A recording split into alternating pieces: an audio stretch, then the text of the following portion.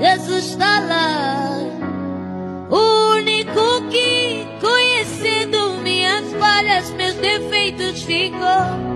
Jesus.